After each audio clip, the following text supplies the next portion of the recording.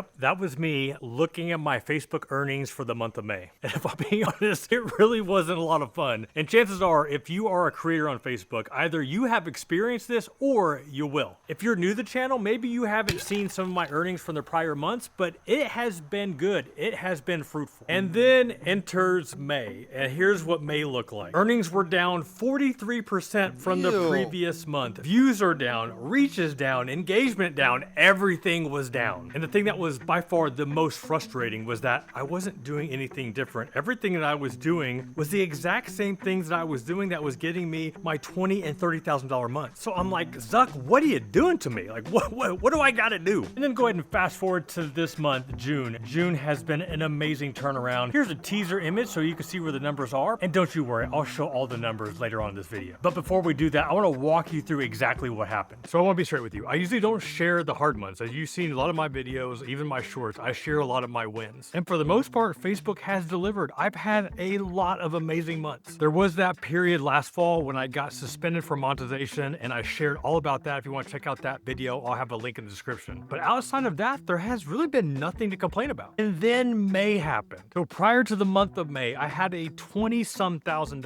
month in addition to making between $4,000 and $5,000 on Instagram. So yes, overall, I was down from the $30,000 months I've had in the past, but I am not going to complain about making $25,000 from creating content. But then at the end of April going into May, all of a sudden, man, I saw my earnings drop. Prior to that, if I made below $500, like that was considered a bad day. And then I had a $300 day, a $400 day. And for the most part, like that's where I was at for the month of May, where if I actually made over $500 in a day, I was happy. As the month of May came to a close, I made just over $12,000, which was down 43% from the month before. And yes, you can add the $4,000 or $5,000 I made from Instagram, and it's still a solid month. I'm not going to complain about making $15,000 in a month. But for anybody that runs a business, and when you're looking at your numbers and you see that your numbers are down almost half, it's going to mess with you, I promise. And what also made it worse is that I wasn't alone. I saw other people posting on X, also on Facebook, talking about their earnings being down. So at that point, I'm trying to figure out, like, is this the new norm? Is this where I'm going to be with Facebook for as long as I continue to create content? When you're doing a certain level of work, you're putting in X amount of time and you're used to getting X type of results, but for the same amount of work and now you're getting 50% less results, like that can feel defeating. That can be frustrating. But here's what I kept coming back to. I didn't have a better option than just to keep going. So that's what I did. There was no dramatic pivot. I didn't go off the rails and just start testing out random things that could potentially hurt my page. I didn't find some secret strategy on a Facebook group at midnight and thinking, okay, that's the solution. All I did is what I've done, and that's just keep showing up. I kept finding content that was already performing well and recreating it in my voice, staying consistent all the way. That's it. And I know most people, that's not the answer that you all want to hear, because if you have a Facebook page where your earnings are down, like you want to know what's something new that I can try? What's a new strategy that I can test out on my page to get my earnings back? There's no secret hack. The only hack is staying disciplined, even when discipline feels pointless. Which brings me to right now. So here is a look at my earnings for the month of June, and we can go back to May to see, you know, here's a $500 day, $600 day, another $400 day. So I mean, this is where things were I just felt like I was stuck. It just feels like that was going to be my high point. And then June the 1st had